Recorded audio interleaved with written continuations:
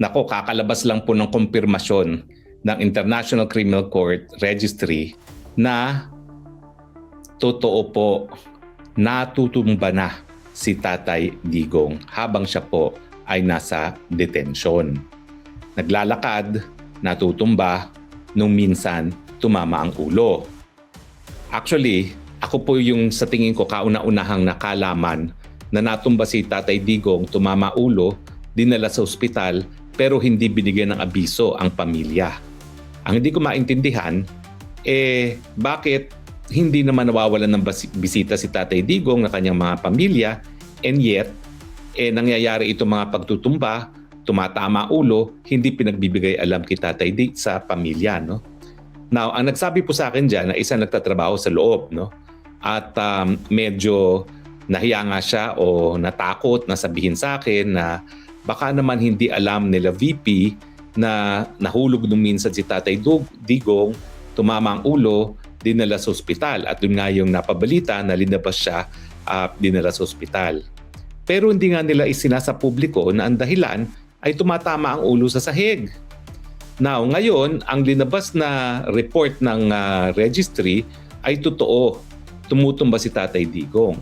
At ang nakakabahala, hindi lang pala minsan, hindi lang 2 beses, mukhang regular na natutumba na si Tatay Digong habang naglalakad. Kaya ngayon, nagkaroon ng order na imomonitor ng mas masinsinan itong si Tatay Digong dahil nga, miski siya naglalakad lang, tumutumba na at tumataba ang ulo. Ang tanong, ito ba ang tao na kaya pang humarap sa full-blown na paglilitis na ang sabi nila, hindi raw bababa sa 60 ang mga testigo? At ang problema dyan, unlike doon sa confirmation of charges at saka yung mga naunang mga pagdinig na po pwedeng hindi sumipot si Tatay Digong, dito kapag meron ng paglilitis, kinakailangan sumipot siya dahil kinakailangan makonfront niya mga witnesses at saka mga witnesses makonfront din siya. Yan ba ang tao na kaya pang harapin na hindi na makalakad ng tama at tumutumba? Sa tingin ko, panahon na rin para ang pamilya pag-isipan. Ano ba talaga pananagutan ng ICC na paulit-ulit na palang natutumba si Tatay Digong, hindi pinagbibigay alam kita sa pamilya? Ano ba ang mga naging epekto initong paulit-ulit na pagtutumba, tumatama ulo sa kanyang pag-iisip? Meron na bang pananagutan ng ICC dahil nga alam naman nila na bilang 82 anyos na tao, kinakailangan mas masinsinan ng pagbabantay dyan dahil pa sa kanyang ordinaryong paglalakad, natutumba na siya. Sa tingin ko po walang immunity ang ICC. Wala pong immunity yan, hindi yan estado.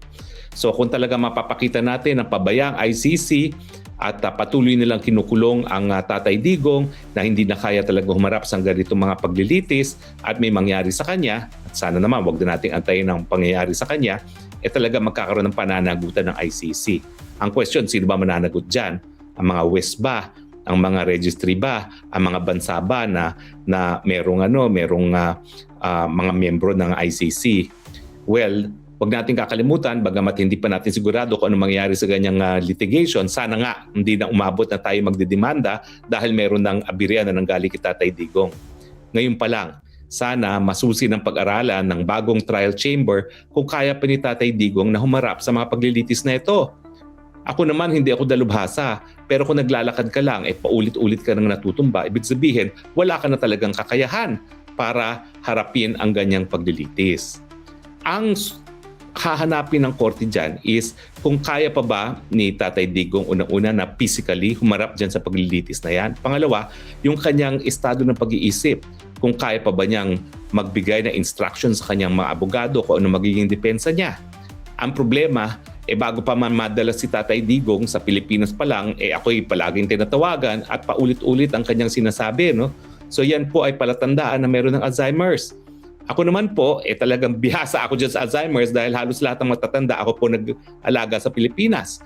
Dahil ako lang po natira sa Pilipinas, ako nag-alaga sa lolo, sa lola, sa nanay, sa tatay, sa isang 2 tiyo, 2 tiya. At alam niyo ba ho, nasa pamilya namin yung Alzheimer's. Kaya lahat sila, bago pa ba may Alzheimer's.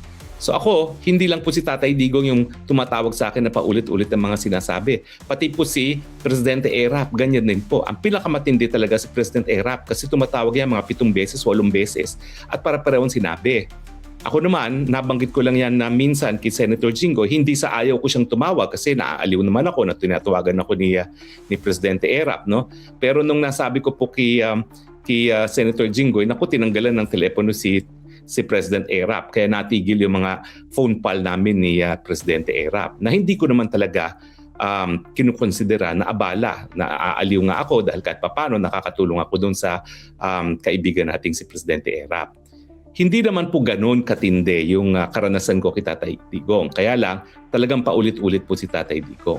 So ang tanong, kaya pa ba niyang maalala kung ano yung mga pangyayari dyan sa drug war? Kaya pa ba niyang gumawa ng depensa? Kaya pa ba niyang sabihin sa mga abogado niya kung ano yung magiging depensa niya? O hindi na niya maalala?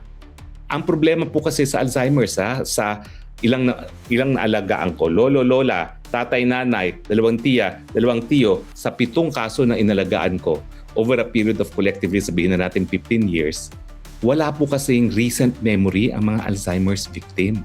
Ang kanilang memory ay yung mga kabataan pa nila, matagal nang nakalipas. Kaya po, hindi ako magtataka kung ganyan din ang mangyayari kay Tatay Digong na hindi na niya maalala yung mga pangyayari nung siya ay naging presidente at yung huling termino niya bilang isang mayor na kung saan siya ay nasasakdal ngayon sa mga kaso dyan sa ICC.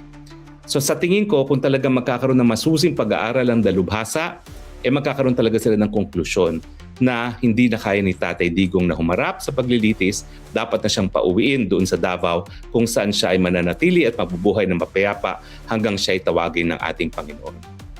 Siguro naman po, dahil ang ICC ay nagsasabi na sila ay nagbibigay ng katarungan, ikukonsidera nila yung pag-iisip at pangangatawan ng tao bago talaga payagan na humarap sa full-blown na paglilitis. Ulitin ko po hindi ko naman sinasabi na medyo yung mga biktima.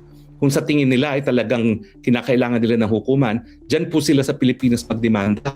Ang pagkakaiba po niya, pag dinimanda nila si Tatay Digong sa Pilipinas, at least dyan lang sa Davao RTC siya po pwedeng madimanda.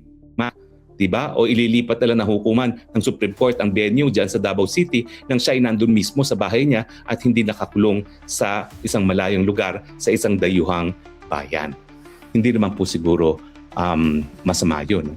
Dahil ang sinasabi naman natin, ang mga lokal na hukuman ay bukas at kaya magbigay ng katarungan gaya ng binigay na katarungan dun sa pamilya ni Kian de Los Angeles. So maraming salamat po sa inyong patuloy na pagtitiwala at patuloy na panunood, pakikisama dito sa ating Spokes Hour. Ang susunod na pag-usapan naman po natin, sino yung bagong abogado ni Tatay Digong at bakit beauty and brains at mukhang legal superstar din ang Associate Counsel ni Tatay Digong gaya ni Peter Haynes. Maraming salamat po sa inyong patuloy na pagsubaybay. Ito po ang inyong Spokes ang Bayan nagsasabi, I love you Philippines. You're the only country that I have. You're the only country that I will love. God bless the Philippines.